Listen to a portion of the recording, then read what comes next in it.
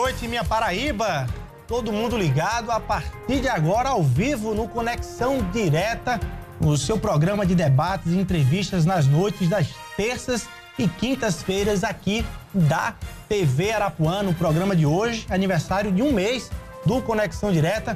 Você acompanha uma entrevista com ele, que governa o estado da Paraíba. Eu estou falando do governador Ricardo Coutinho, do PSB, que está aqui conosco, e você acompanha aí nos próximos 60 minutos um bate-papo, uma entrevista aqui com o governador Ricardo Coutinho, e interage, você que gosta de acompanhar o programa conectado à internet, interage aqui conosco pelo Twitter, o endereço Luiz Torres PB, o Luiz com S, e também pelo Facebook, no blog Luiz Torres. Inclusive, eu já começo aqui já chamando alguns telespectadores que já estão conectados aqui no Twitter. Tem aí na tela do Conexão Direta o Camilinho Franco, o Lorival Júnior, a Chilene Andrason, o Ari Washington, a Adriana Melo, todo mundo aqui já ligado no Conexão Direta. E eu cumprimento o governador Ricardo Coutinho. Então, governador, seja muito bem-vindo ao programa, muito boa noite. Muito obrigado pela sua presença aqui.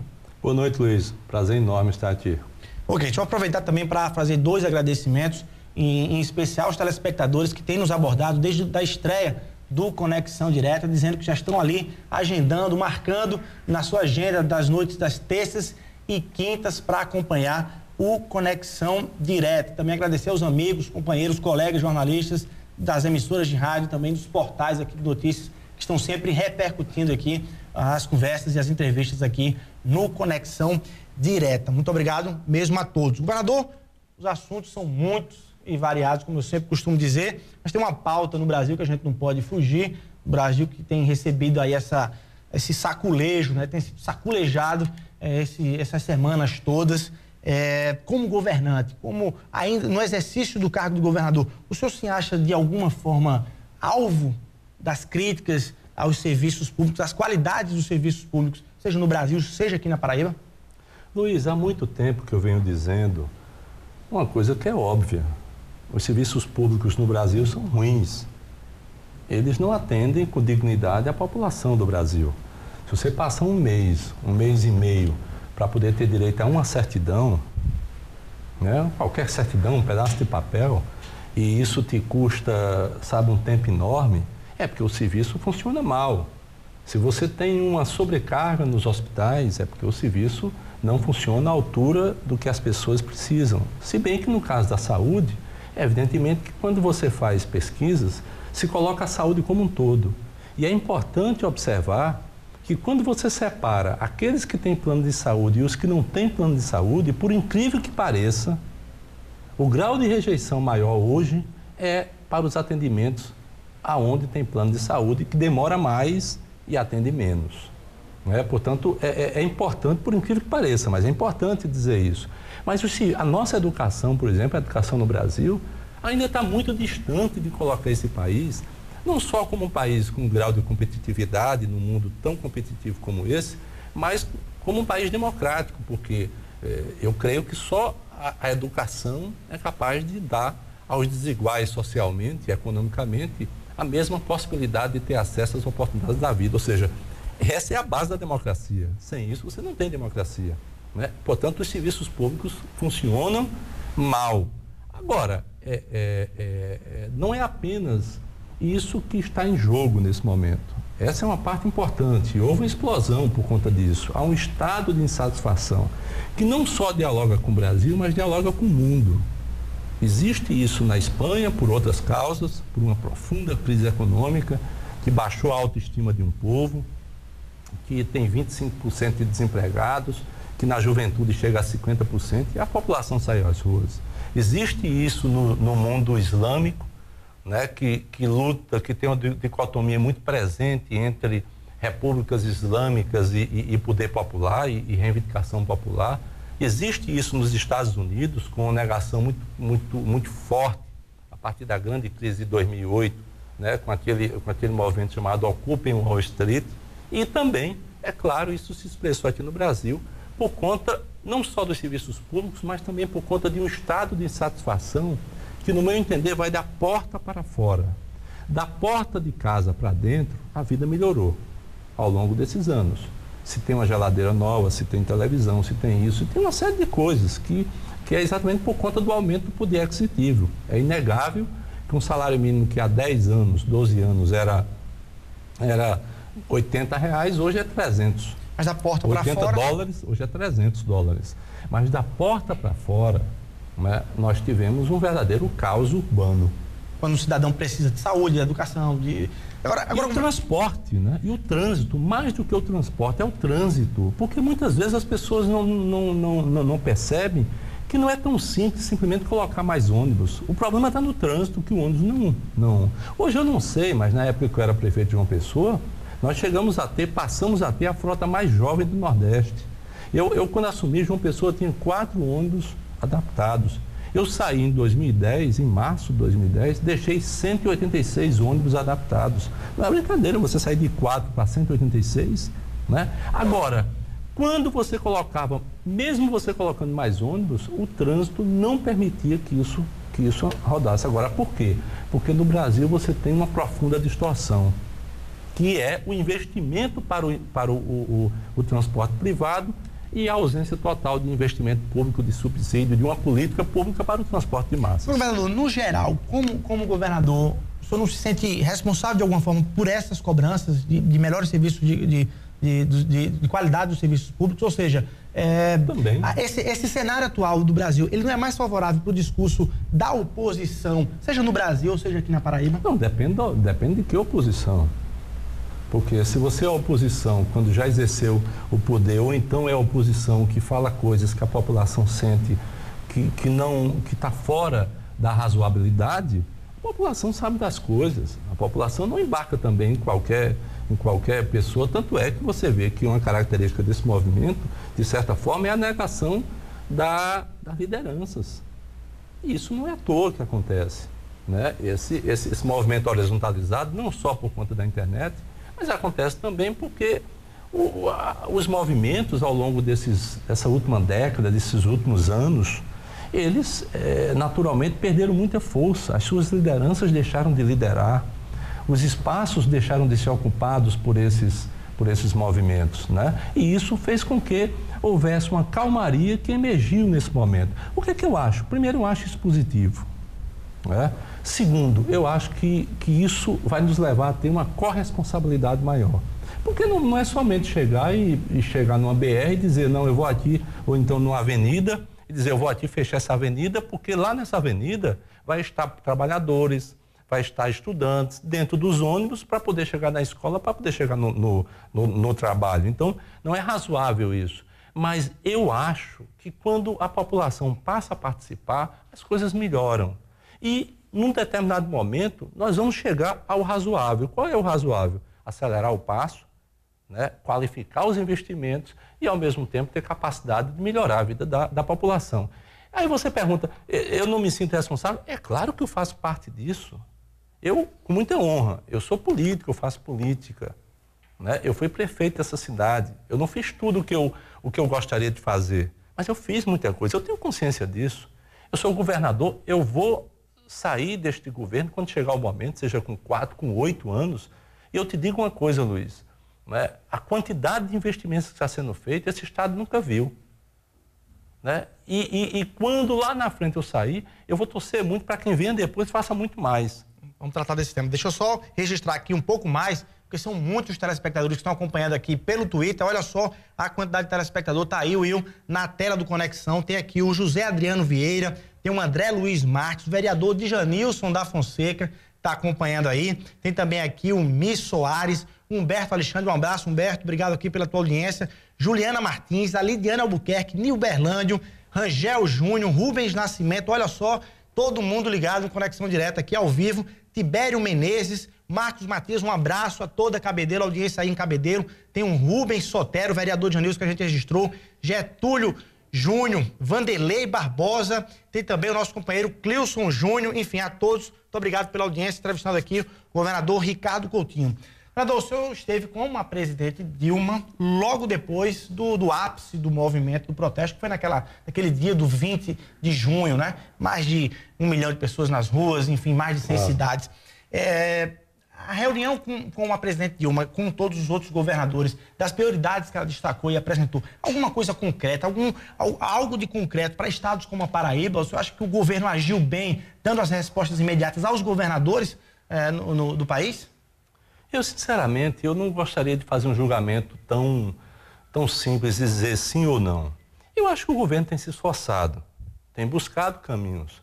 Afinal, em algum momento, também o governo ficou atordoado diante de tudo aquilo, procurando entender quais eram as forças, quais eram as formas de diálogo e com quem dialogar. Porque o grande problema é você não ter com quem dialogar. Observem, até aqueles que estavam fazendo muito esforço para poder representar esse capital humano, essa multidão imensa, no fundo, não tinham esse capital. Porque essa grande multidão, que de uma forma cidadã saiu às ruas, na sua grande maioria, fora a minoria, que naturalmente queria se aproveitar desse processo, mas eles não se sentiam representados. E havia também uma coisa chamada negação da institucionalidade, que eu acho muito perigoso, não é? Quem é da minha época e para frente sabe muito bem como é que esse país se atrasou tanto com a ausência de democracia. A democracia no país é muito jovem, ela está sendo construída, né? Quem acha que de 20 e 30 anos de democracia é muito, não, é muito pouco. E é preciso construir e legitimar e controlar socialmente as nossas instituições e não negá-las, e não destruí-las. Esse é o grande desafio que nós temos. Eu acho que a presidenta elencou as suas propostas na área de saúde, na área da educação, né? Acho que a reforma política ela é inviável se fazer plebiscito, completamente inviável. Você tem o dia 5 de outubro, que é o princípio pétreo da Constituição, ou seja, não pode ser alterado. Como é que você, até o dia 5 de outubro, você vai ter, além do plebiscito, uma votação no Congresso? Ao mesmo tempo, como é que a população vai poder participar disso sem ter uma discussão profunda em assuntos que não são tão fáceis de ter? Você acha que foi um embuste, a questão da reforma política? Foi, na verdade, um embuste para poder enganar e passar esse processo? Não seria melhor uma reforma tributária ou pelo menos um novo pacto federativo? Não acho isso não. Agora, o pacto federativo, essa é uma proposta que nós estamos colocando na mesa. Não existe melhoria de serviço público, seja municipal ou estadual, se não for mexido na base principal de tudo isso, que é a relação entre União, Estados e municípios. A destinação dos recursos de forma... A União não pode continuar com 75%, Estados com 13% ou 14%, municípios com 11%. É impossível isso. Porque, a partir de 1988, os serviços foram municipalizados. Né? Saúde, trânsito, educação, tudo está na esfera dos municípios e dos estados. E é fundamental que você tenha a participação do dinheiro, que não é da União, é do povo, mas que está sendo, nesses períodos todos, não é só a presidenta Dilma, não é só o presidente Lula, é todo esse tempo, ele está sendo concentrado na esfera federal. O Pacto Federativo é importantíssimo. Uma outra questão que eu acho fundamental nesse grande debate, Luiz, e que o meu partido já se posicionou e nós vamos abrir um amplo debate sobre isso, é uma coisa que é essencial. Nós estamos com uma pauta, que é a pauta que o povo colocou, mas que é uma pauta para trás. É a pauta do hospital, que precisa melhorar, é a pauta da educação, que precisa ter jornada integral, que precisa ter uma série de coisas, é a pauta do transporte público, mas é uma pauta do passado. É fundamental construirmos uma pauta do futuro. É fundamental legar para esse país e para o nosso povo um outro ciclo, um ciclo que dialogue, no nosso entender, fundamentalmente com educação, ciência, tecnologia e inovação. Essa é a base de um pacto, ou de um ciclo, ou de uma agenda para o futuro desse país.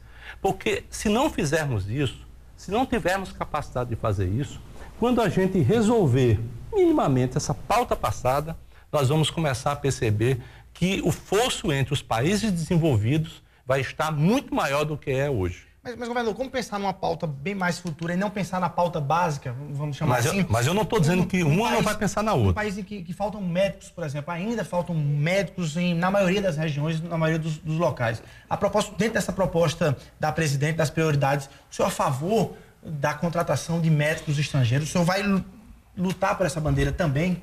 Eu não estou colocando a pauta de uma agenda futura, né, contra uma agenda atual, não é nada disso. Eu estou dizendo que as duas precisam conviver e é preciso pensar o país adiante, pensar o país dentro de 1 ou 2 gerações, porque senão todo esse esforço, quando nós atingirmos um determinado patamar de resolução dessa pauta que nós temos hoje, o Brasil vai estar muito mais distanciado dos países mais desenvolvidos. Essa é uma questão que me parece fundamental.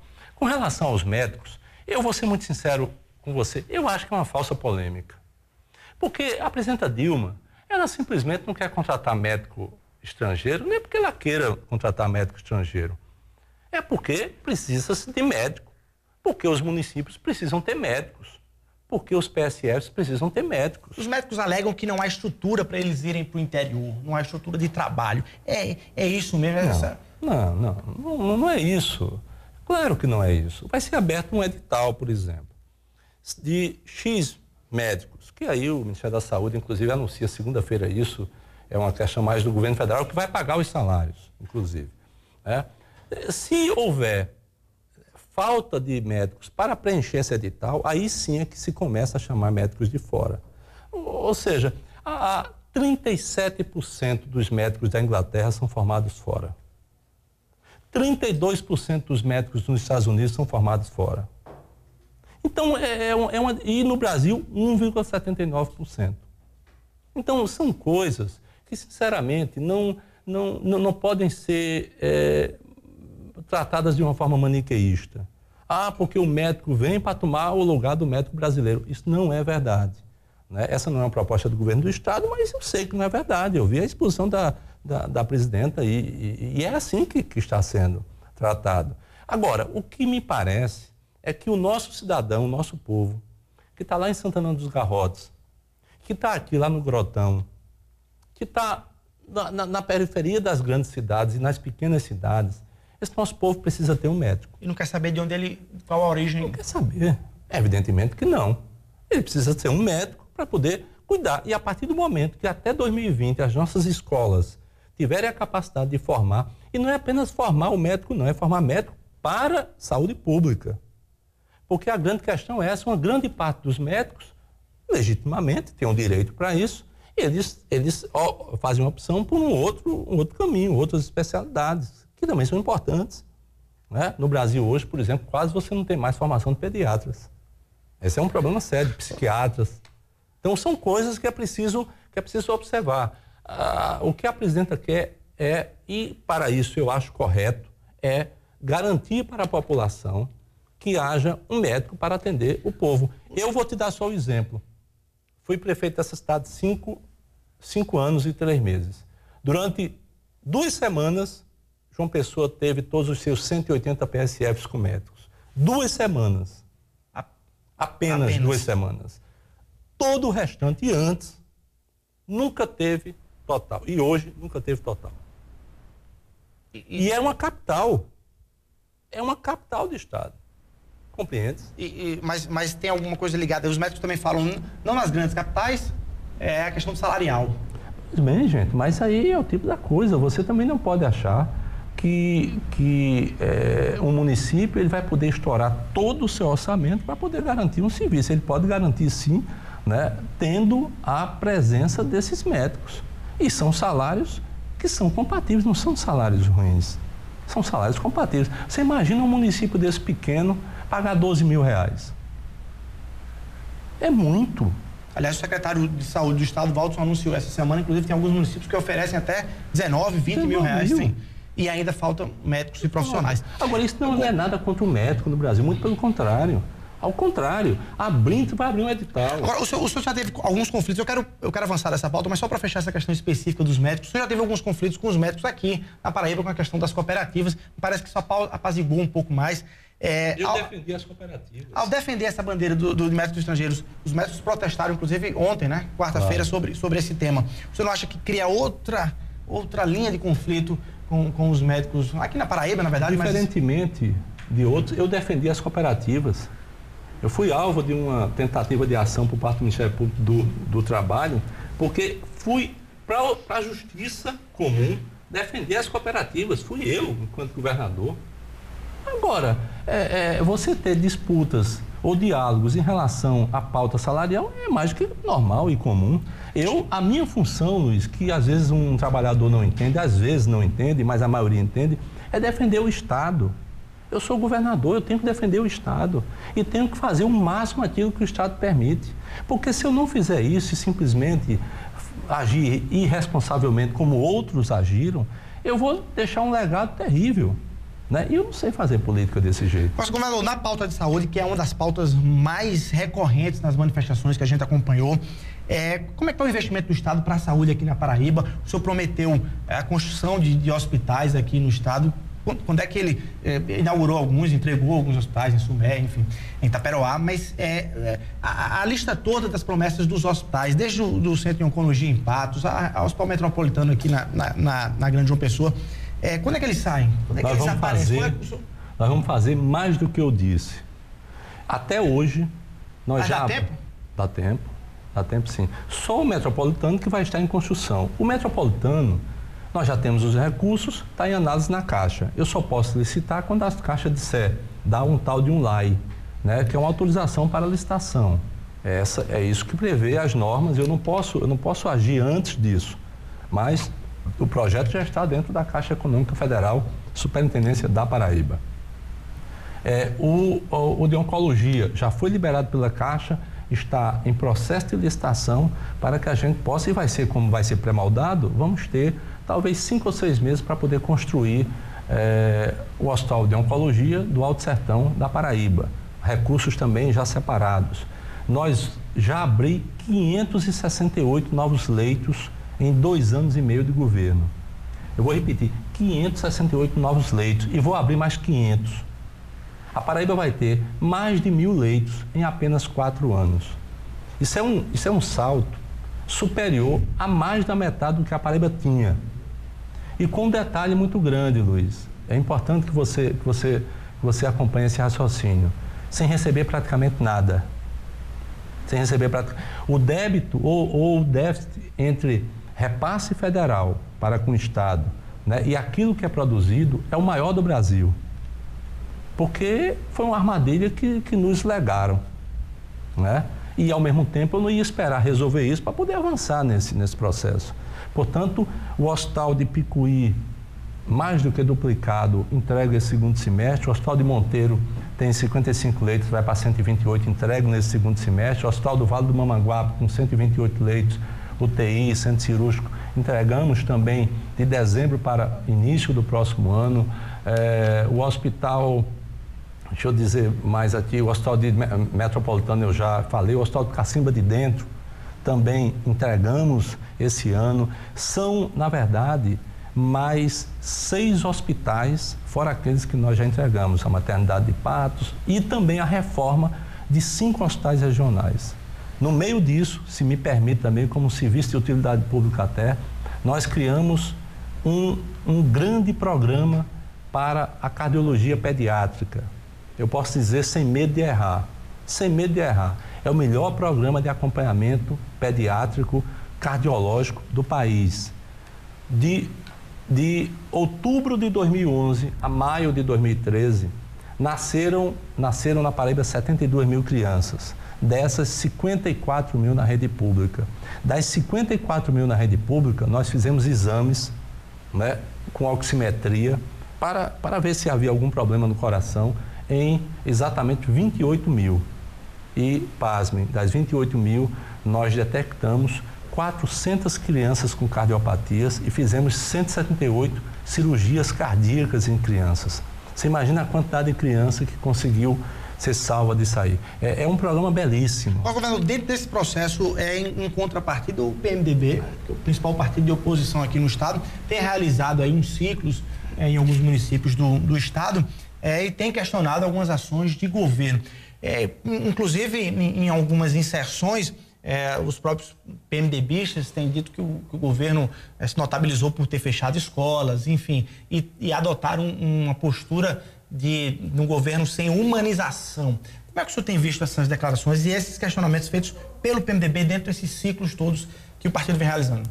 Eu acho que é desespero, Luiz. É evidentemente desespero, porque a comparação é muito difícil para eles. Quando você for comparar, isso vai ser comparado. Nesse momento eu não estou comparando, porque eu tenho que trabalhar. Mas nós vamos comparar. Né? Só de fechar a escola, nós abrimos vagas. Agora, tive a coragem de não permitir que os filhos do povo estudassem em escolas que eles deixaram, que não tinham nem banheiro, que tinham um buraco na terra para poder funcionário, professor e criança fazerem suas necessidades.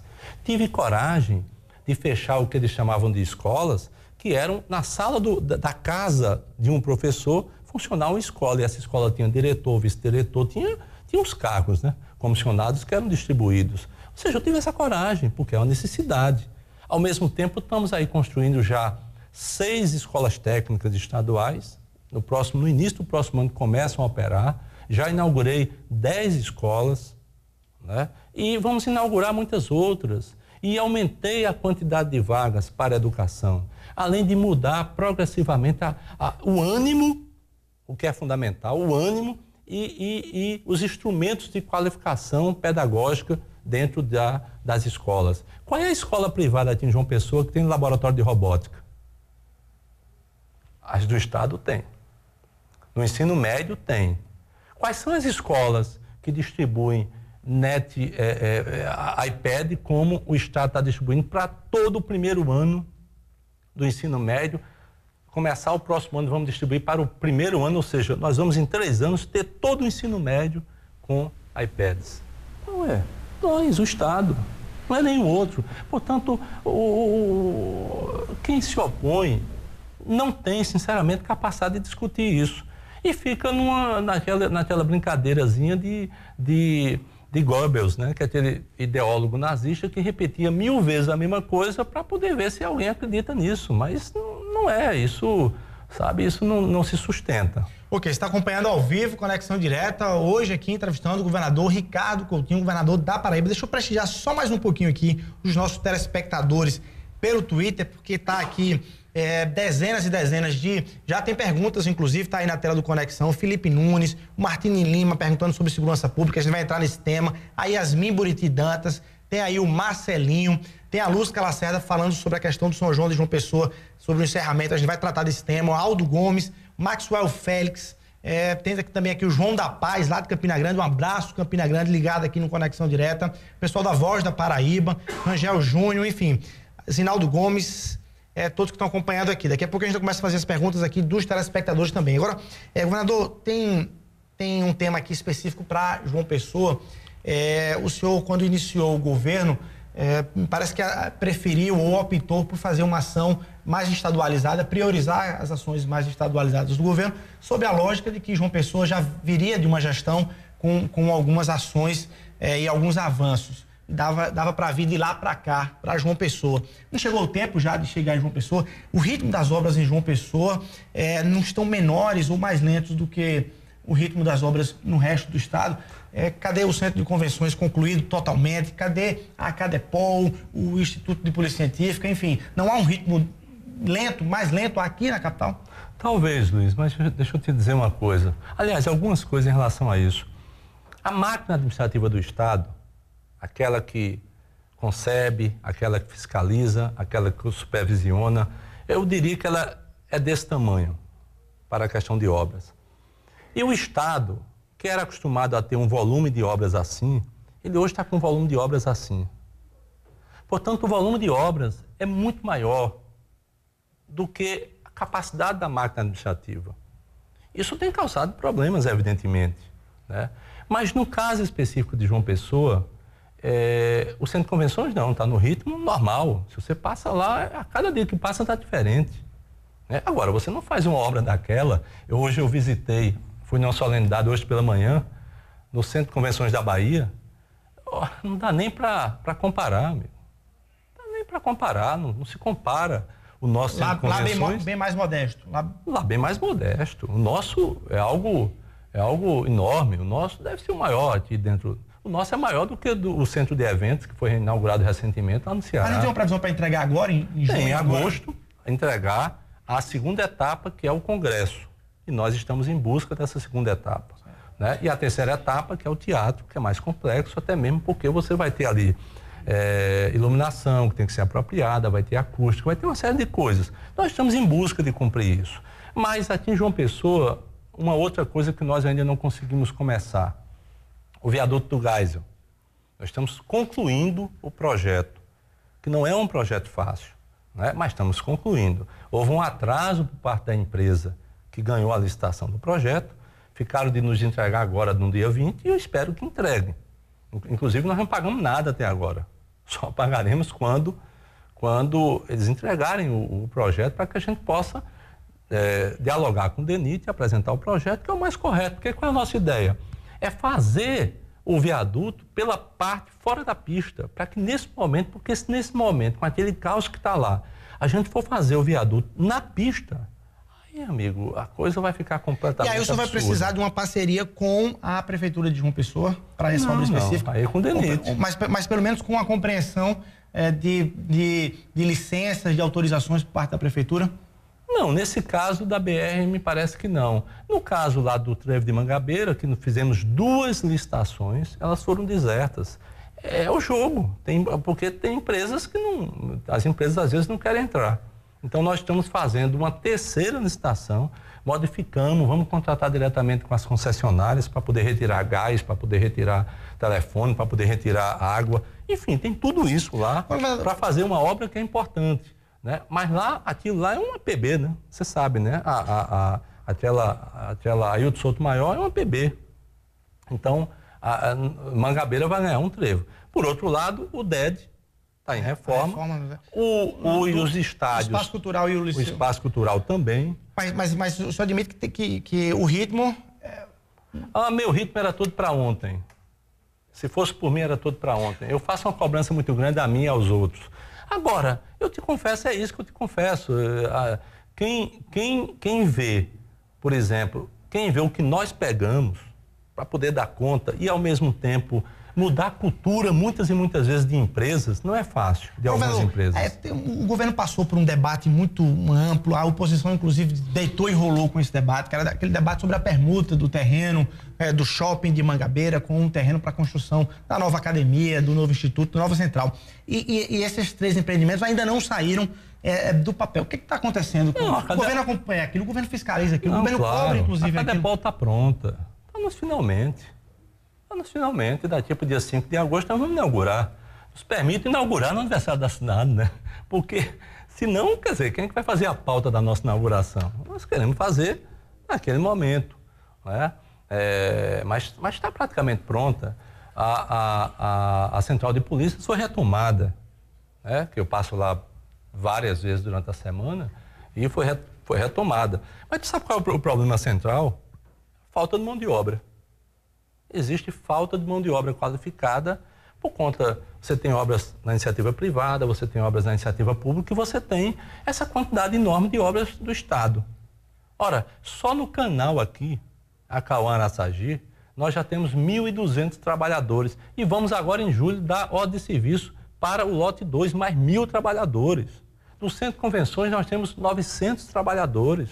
Ou seja, imagina quando junta com a construção civil, imagina quando junta com as demais obras. Então você tem um problema grave, que é exatamente falta de mão de obra. Agora, nós vamos concluir tudo, Luiz. Nós temos recursos para isso. Vai nos dar dor de cabeça? Vai. Mas, além do que, nós vamos fazer reforma em todas as principais escolas de ensino médio aqui de João Pessoa e de Campina Grande.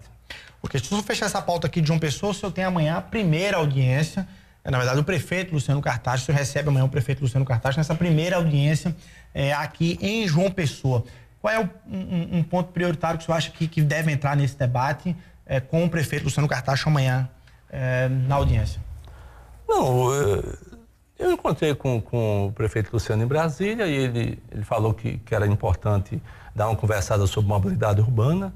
E eu disse que sim, naturalmente, e sobre qualquer coisa, não tem absolutamente nenhum tipo de agenda anterior. Eu estou aberto a qualquer debate, a qualquer conversa. Você acha que demorou muito essa audiência? Bom, se demorou não foi realmente por minha causa. Eu recebo prefeitos diariamente praticamente, amanhã mesmo recebo 3 prefeitos, eu tenho uma agenda muito intensa. João Pessoa não entrou no pacto da noite. João Pessoa não entrou no pacto social firmado aí pelo governo do estado. O senhor espera que essa conversa amanhã com o prefeito Luciano Cartaz possa avançar nesse sentido? Olha, eu acho que João Pessoa tem uma situação muito melhor do que todos os demais municípios e proporcionalmente melhor do que o próprio estado, né?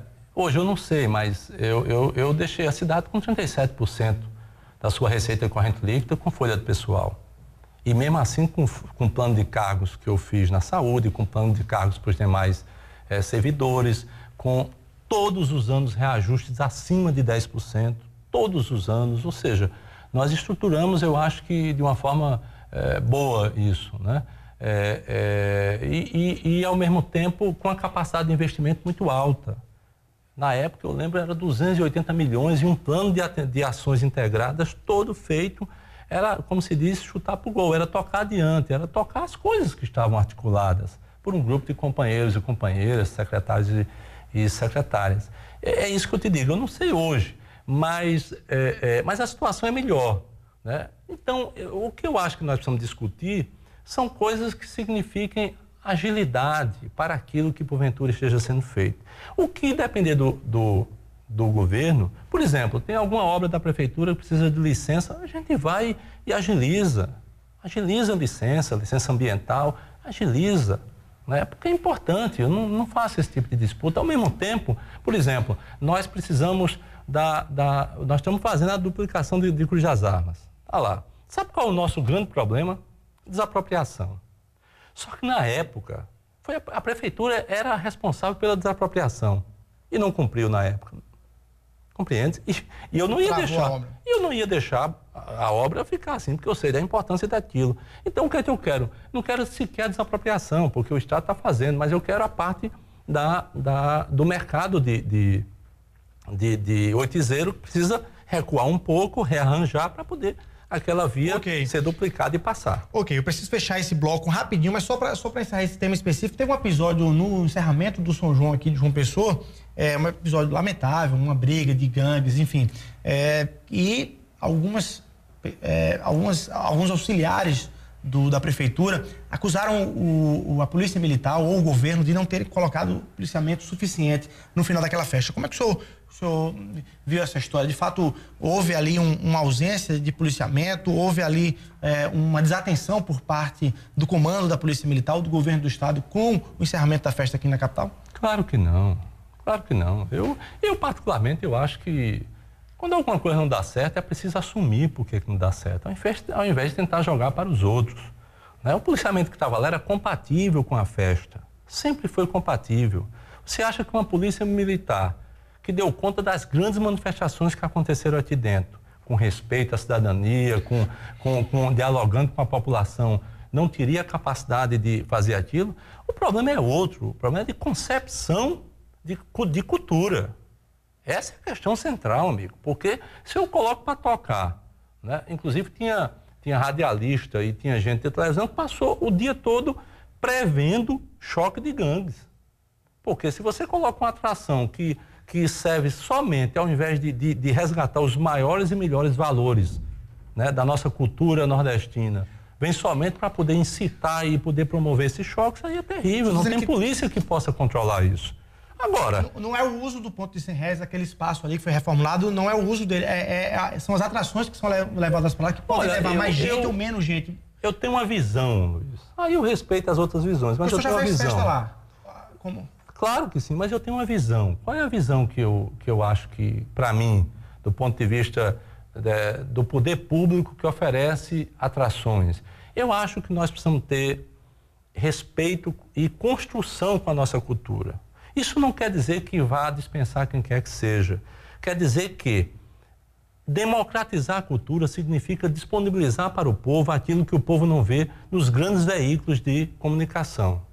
Porque se for levar os mesmos que estão nos grandes veículos de comunicação, o povo fica sem ter acesso muitas e muitas vezes àquilo que é mais genuíno, aquilo que é de raiz, aquilo que é importante para a formação de uma identidade cultural, né? Eu fiz e faço isso.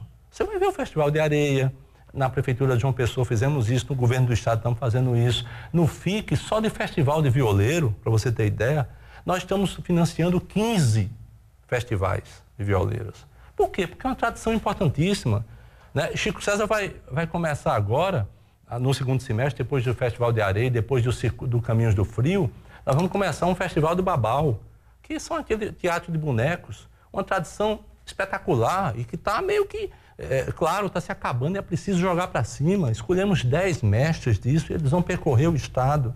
Então, essa é uma preocupação de quem quer construir, de quem tem a ideia na cabeça de construir identidade cultural. Eu não quero simplesmente, sabe, oferecer aquilo que esteja tocando numa rádio porque mais gente escuta. Não, eu quero dar a essas pessoas a oportunidade de ouvirem, né, aquilo que não escuta muitas e muitas vezes numa rádio. É isso, é diferença de visão. Eu, particularmente, acho que fazer política na área cultural é isso. Eu não estou aqui dizendo que quem faz diferente é isso ou aquilo, não. Estou apenas dizendo a forma que eu penso, né? Ok. Governador Ricardo Coutinho aqui ao vivo no Conexão Direta.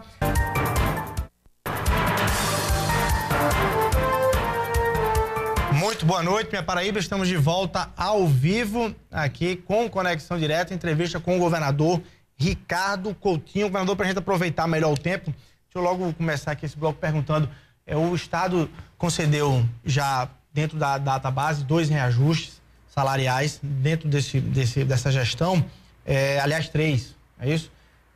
E tem dito, segundo dados oficiais, de que tem esse último reajuste agora de 2013, foi de 6% a 16% e apenas pouco mais de 20 mil servidores que ficaram apenas com reajuste linear de 3%.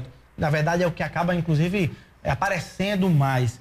Depois de corrigir essas distorções, seja entre os policiais civis, militares, pessoal da saúde, professores, na database agora de janeiro de 2014, é possível garantir um reajuste linear com índice maior, com índices ou percentuais maiores? Os servidores podem esperar isso? Não, depende da economia, né?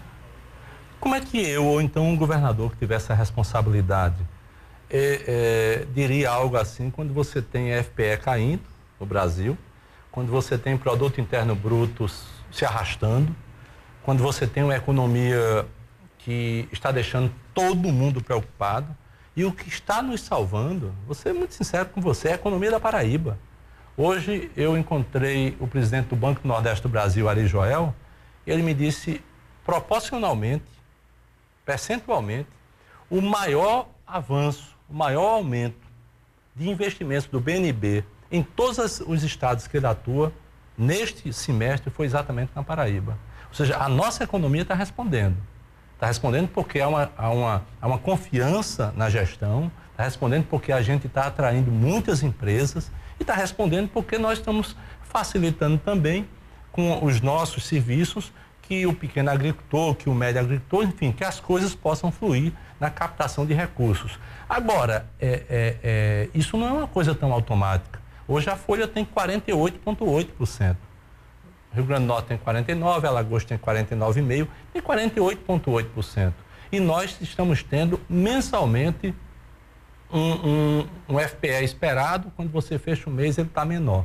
Portanto, é uma situação difícil. E o governo federal tem retardado ou pelo menos já retaliado os estados em que são governados pelo PSB em função dessa sinalização do projeto de Eduardo Campos à presidência da República? Não. Você já está sentindo isso aqui na Paraíba? Não. Eu acho que o Estado brasileiro tem uma doença chamada excesso de burocracia. O senhor foi a Brasília atrás dos empréstimos da Cagepa. O Estado brasileiro, e aí inclui os estados estaduais e inclui o Estado municipal. Quer dizer, o poder público sofre desse mal, né? É o BNDES que sofre, é a Caixa Econômica, é o governo, é todo mundo, né? E isso dificulta. Evidentemente que tem coisas que eu tenho buscado acelerar, porque não é possível. A questão, por exemplo, do empréstimo para a Cagepa é algo que é humanamente impossível. Quer dizer, nós fizemos mais do que pediram, demos o dobro de garantias e por ter dado o dobro de garantias, isso não foi aceito. Aí volta para a STN nos disse que colocaria em votação no Conselho Monetário Nacional quinta-feira passada, não coloca, enfim. Mas eu confio de que isso seja resolvido o mais rápido possível, né? Governador, o senhor está satisfeito com sua gestão daquilo que o senhor se prometeu, se comprometeu a fazer na Paraíba? Qual é a marca do seu governo? A gente acompanha alguns investimentos em estradas, em águas, inclusive em adutoras. Se o senhor pudesse selecionar, qual é a marca da gestão Ricardo Coutinho? Luiz, eu jamais estarei satisfeito. Eu fui prefeito e disse a mesma coisa, estou sendo governador, vou dizer a mesma coisa. Eu acho que o homem, o ser humano, ele sempre tem capacidade de fazer mais. Eu acho que um governo sempre tem capacidade de fazer mais. Isso é uma coisa. Agora, acho também que para aquilo que nós herdamos, ou para a visão que o Estado tinha enquanto Estado e até onde ela ia, da gestão que nos antecedeu, eu acho que nós aceleramos demais. Você imagine o que é 738 quilômetros de adutoras, mais 738 mil metros de adutoras que nós estaremos concluindo até o final do próximo ano. Você imagina o que é mais 3 mil metros de expansão de rede nas cidades que estão sendo feitas. Você imagine o que é coisas como 102 estradas, das quais 54 cidades que não tinham acesso através de asfalto. São dados importantíssimos, né? Como esses que eu já citei sobre saúde, sobre as escolas técnicas. Então são dados que a Paraíba não tinha assim uma convivência com o porte desses dados, né? A Paraíba hoje tem uma condição de investimento maior do que o Rio Grande do Norte, maior do que Alagoas, maior do que, né? Do ponto de vista de estradas, nenhum estado do Nordeste está fazendo o que nós estamos fazendo. Para você ter ideia, Minas Gerais, que tem um território vastíssimo, que tem uma receita muito superior, em 8 anos do ex-governador Aécio Neves, fez 6 mil quilômetros. Nós, né, em 4 anos, vamos fazer exatamente 2.200 quilômetros. Portanto, eu acho que o Estado acordou para o investimento e, ao mesmo tempo, acordou também para a necessidade de mudar a sua concepção. O Estado hoje busca atrair investimento privado.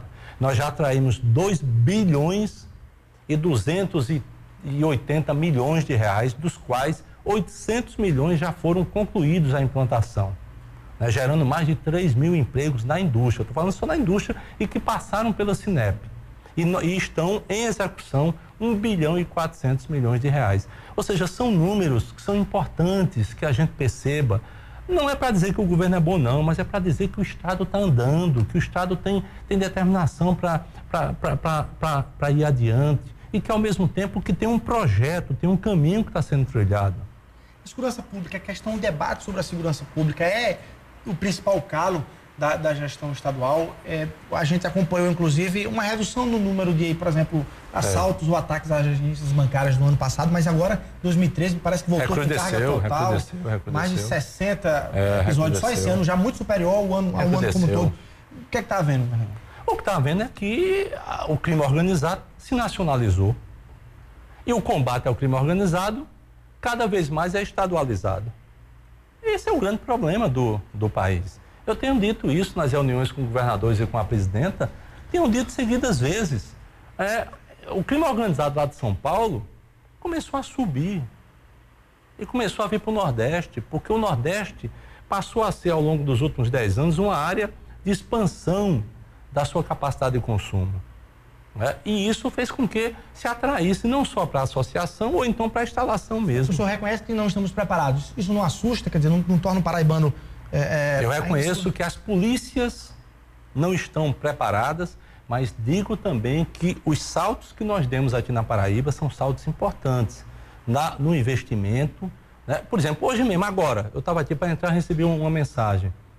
Aquela senhora que é mãe de uma perita da polícia que foi assassinada, asfixiada, ali no Bessa, 1 semana atrás, o assassino foi preso agora, né? Na semana retrasada, 13 pessoas de quadrilhas de assalto a banco foram presas.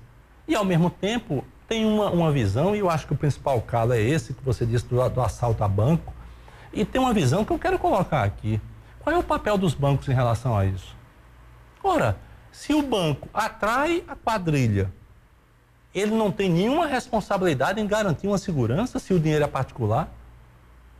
O dinheiro é particular e a segurança vai ser pública? Não é correto isso, não é justo. É preciso que as instituições financeiras nesse país, elas assumam responsabilidades com guarda patrimonial, que polícia militar e polícia civil não tem essa função não, de fazer guarda patrimonial para instituição privada. E quem mais ganha isso? Eu estou só chovendo molhado, todo mundo sabe disso. Quem mais ganha nesse país historicamente é o sistema financeiro. Então, eu acho e tenho feito essa fala na frente de banqueiro ou então na frente de governadores. É preciso corresponsabilizar. Mas o desafio de interiorizar a polícia na Paraíba, a gente acompanhou um lamentável episódio em Princesa Isabel, que foi referência, inclusive, nacional. Tem investimento nesse sentido? Há como expandir um pouco mais a atuação da polícia no estado todo? Ou pelo menos a aquisição de helicópteros, por exemplo? Quando é que eles vêm ou estão fora da pauta aqui? Olha, os dois únicos estados que não têm helicópteros é Paraíba e Rondônia. Todos os demais têm e foram comprados pelo governo federal. A Paraíba está comprando helicóptero com recursos próprios. Nós estamos, já licitamos, já mandamos pedir o helicóptero. Com previsão de ele começar já a circular nos ares paraibanos do partido? Daqui a alguns meses, porque aí tem um processo mesmo próprio, talvez 2, 3 meses. Né? Mas, enfim, o dinheiro está aí, nós já mandamos pedir, fizemos a licitação e mandamos pedir. Agora, e além de outro, que nós também queremos comprar outro, né? Mas aí com outra licitação. Mas um helicóptero por si só ele não resolve isso não. Porque é preciso compreender que o helicóptero tem sua visão que é importante de vale cima. Por 60 viaturas, mas, 50 porém ele tem um limite de tempo e de abastecimento. Né? Portanto, aquele caso de Princesa, você não podia ter um helicóptero aqui e dissesse, vai para lá, não. Ele só poderia ir para lá se antes um carro-tanque fosse para a Princesa abastecido para poder abastecê-lo lá e ele continuar. Tanto é que Pernambuco tem helicóptero, só pôde colocá-lo no outro dia. Mas é fundamental lembrar que essa questão de ocupação de uma cidade teve em 2008, ou foi em 2005, Sapé. Teve Jacaraú, na época do governador Maranhão. E provavelmente teve nos demais estados, em algumas cidades. Não é? Agora, do ponto de vista da política pública, nós estamos construindo algo valioso, Luiz. Porque não é possível que a gente ache que seja simplesmente uma varinha de condão, dizer, não, isso aqui está ruim, toca aqui, agora vai mudar. Não é assim.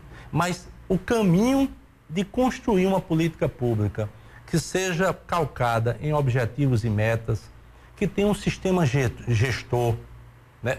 Esse que tenha um profundo investimento na melhoria da condição de trabalho dos seres humanos que trabalham nessa polícia, que faça a condição de interação entre o Poder Judiciário, Ministério Público, né, e Poder Executivo, porque isso é um sistema.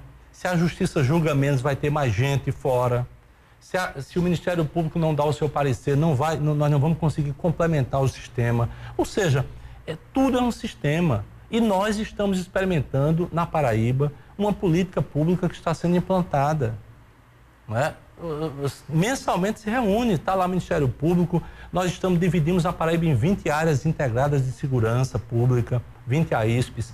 Cada AISP dessa tem um promotor do Ministério Público, tem um delegado, tem um comandante da Polícia Militar, não é? E vai ter um juiz designado pelo Tribunal de Justiça para acompanhar, cada um fazendo a sua parte, mas buscando interagir, buscando convergir. Essa é uma política pública importante. Ok, governador, para a gente aproveitar melhor esse finalzinho aqui do Conexão Direta, ainda tem várias indagações aqui para fazer. Eu vou tentar aqui reunir pelo menos 3, até fazer um exercício aqui muito difícil de retórica aqui, para tentar reunir pelo menos em 3, porque eu quero debater um pouco reforma política, a sua indicação de prioridade dentro desse debate sobre reforma política.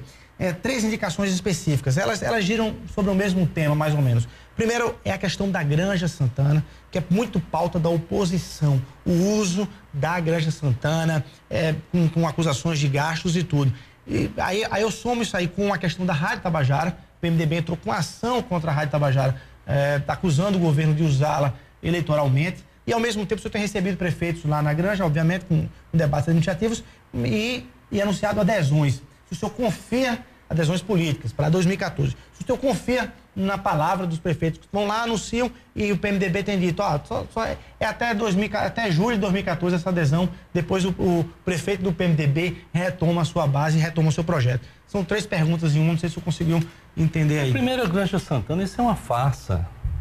Isso é uma farsa, Luiz. A coisa que mais existe nesse país é alguém pagar para alguma revista publicar alguma coisa, todo mundo sabe disso. Publicam pesquisa em época de campanha, paga e publica pesquisa, e eu sei disso, porque já me ofereceram, mas eu não compartilho disso, né? Além de não ter, não compartilho. Já me ofereceram durante todos os próximos. Então, isso é uma farsa. Nós diminuímos os gastos a cada ano. Uma farsa, porque a Granja Santana tem isso, ou tem festa. Mas, pelo amor de Deus, eu sou um cara, todo mundo sabe, você me conhece, completamente recatado. Não tem nem tempo, nem ânimo. Eu tô, sabe? Eu viajo e trabalho tanto, porque é de manhã, tarde, de noite, ou então eu fico viajando, que quando chega é para dormir. O senhor não é da tese de que a Granja Santana deve se acabar, como alguém disse, criar um parque, enfim. Na verdade, a Granja Santana, para mim, é um escritório, onde eu despacho de manhã, tarde e de noite. Eu despacho até meia-noite, 1h da manhã. Basta, quem mora lá perto sabe disso, não é? Portanto, esse tipo de mentira tem perna curta. Eu, sinceramente, não acredito que o povo, sabe,